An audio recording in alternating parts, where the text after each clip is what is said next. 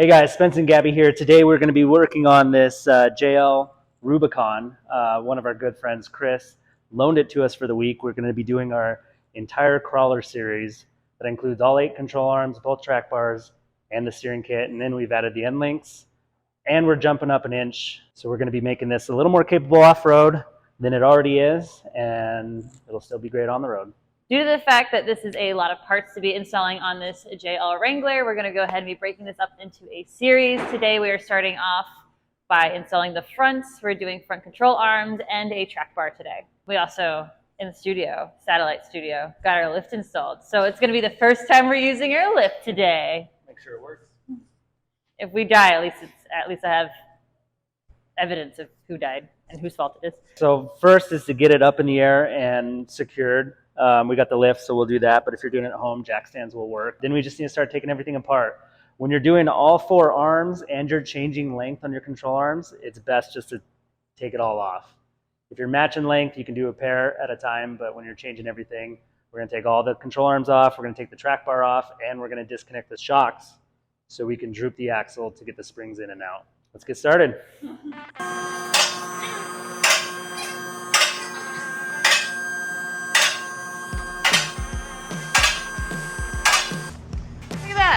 No one's died yet, and it's up in the air successfully.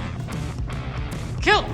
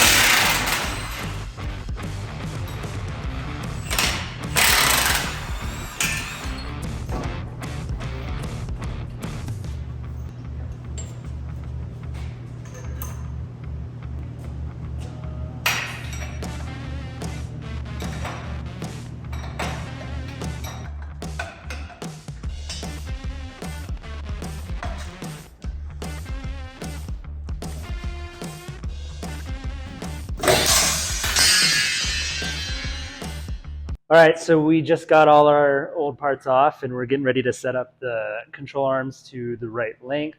We are moving up to a 3.5-inch lift from a 2.5-inch lift, so we do need to lengthen the lowers and the uppers. Good starting length for the lowers is 24.5 inches eye to eye, and for the uppers, you're going to start at about 20 3/8 of an inch. Now, these 4 arms are probably the hardest arms to measure because they have multiple bends in them. So when measuring the arms, it's very important to have your joints parallel. A good way to check that is to put it flat on a table and just eyeball underneath and make sure you don't have any gaps. If you need to adjust the joints or turn them a little bit, you can use a screwdriver or a bolt. And then even double checking on top of that, you can measure both sides of the arm. So right here, we're at 24.5, and then we're going to flip it over. And if we get the same measurement both sides, then our joints are parallel and we're good to go. So on this arm, the joints come like that, but this is going to sit at a slight offset. So we're going to pull this down to make it parallel, or as close to parallel as we can. And then we'll spin this out about a 1/2 inch.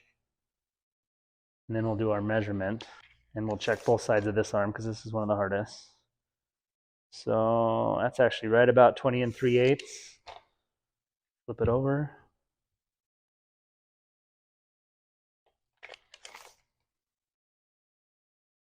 20 3/8. So we actually got it our first try there. Okay, yeah, if you're unsure where to start, you can always ask us for good starting measurements. We do have charts for every lift height and every Jeep. And it's all based off eye to eye, bolt to bolt measurements. So it's all based on lift height.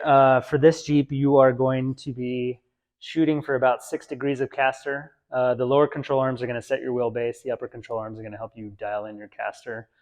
Right now, we're just getting close, so we'll go with the starting measurements and let the alignment shop do the rest. So now that we got our length set, we're going to bolt these into the Jeep. The way we did this install, we basically disconnected everything.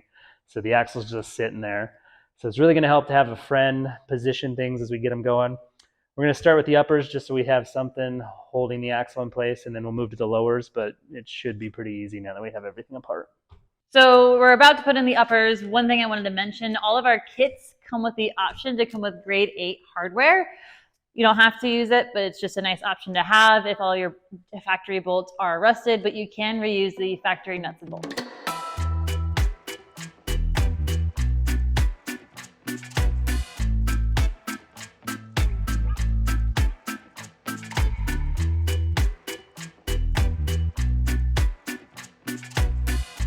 Perfect. As you guys can see, we have our upper control arms installed. They are just hand typed for now, but it puts the axle in place so it's not loosey-goosey, it won't fall. We're gonna go ahead and do our lowers next. Honestly, these uppers look great up underneath here. The red really pops and they match the Rubicon details.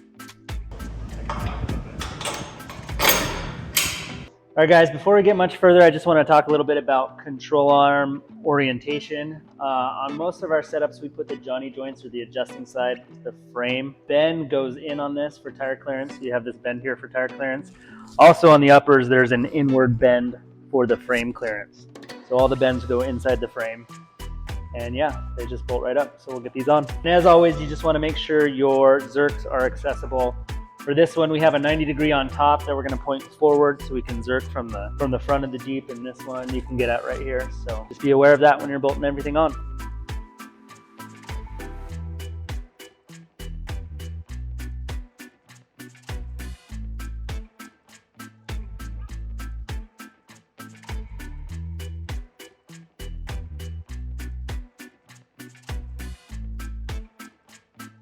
So the coil springs we decided to go with are the Rock Crawler 3.5 inch, I think they're dual rate coil.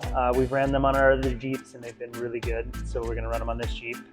So we're stepping up from 2.5 to 3.5 inches. We set our lengths and just getting the coils in now.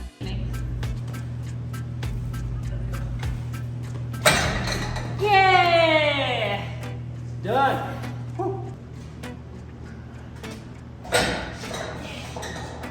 So with a little bit of monkeying around, we were able to get the springs on. There are a couple different ways to do that. We ended up being a little bit more stubborn, and the drive shaft was keeping us from separating the chassis and the axle. So we dropped the cross member so that we had more room and were able to squeeze in these new springs, which are a little bit taller. You can also just remove the bump stops, which I think would have been a lot easier, but we had a little bit more fun doing it this way. So since we have all these components in, we're going to go ahead and tighten them down and then reinstall these struts that we had. We had to disconnect them to get a little bit more play between the axle and chassis. After that, the last thing that we are going to be installing today is the track bar.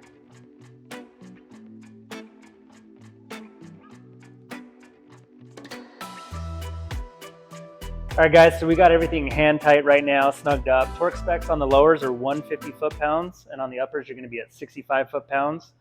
I do need to mention, if you have the factory rubber bushing in your axle side, you do need to wait until you're on ground at ride height to torque that down, because the crush sleeve is fused inside that rubber. So if you torque it in the air and set it down, you're going to have a preload on the bushing that's going to cause it to fail prematurely, and you don't want that. So you can torque everything else in the air, all our parts, except for that axle side rubber bushing. Set that on the ground, and then torque it down. Yeah. Okay, so tightening jam nuts on our crawler series can be a little difficult. For this, we're just putting a little piece of wood in between the joint and the bracket to keep the whole arm from rotating. That'll keep your joint centered and straight. So keeping your jam nuts tight is very important. Getting them tight is probably the most important. The torque on these are 250 foot-pounds, and on the uppers is 200 foot-pounds. Basically as tight as you can get them. Crow's foot comes in handy. These are going to be an option on the site with the kits eventually. This has both sizes of jam nut on it. But yeah, as tight as you can, and then recheck them after the first few hundred miles. You need to put a wrench on them again. So on some of the JL and JT front axles, you're going to need a little clearancing inside this bracket in order to fit our track bar. So we're going to show you how to do that now. Also, side note, you can see we're pretty far off on getting this in. So we are going to wait to install the track bar when we have the steering on and the tires on. It's just going to be a lot easier on the ground using the weight of the Jeep to line everything up. Yeah. There you go.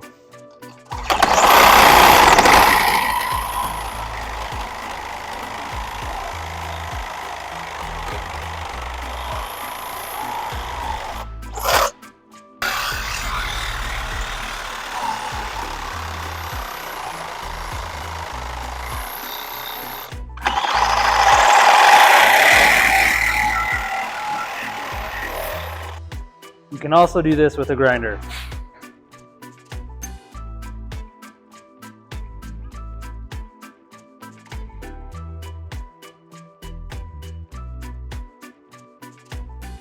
So we got that trimmed up. We're adding a little spray paint so it doesn't rust, and we're just going to bolt it back together.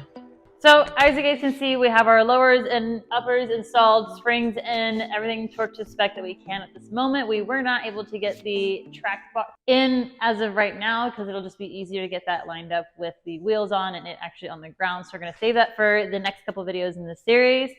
So I'm really loving how this Jeep is coming along. The red looks great up underneath on the control arms. It matches the Rubicon accents on the rest of the Jeep.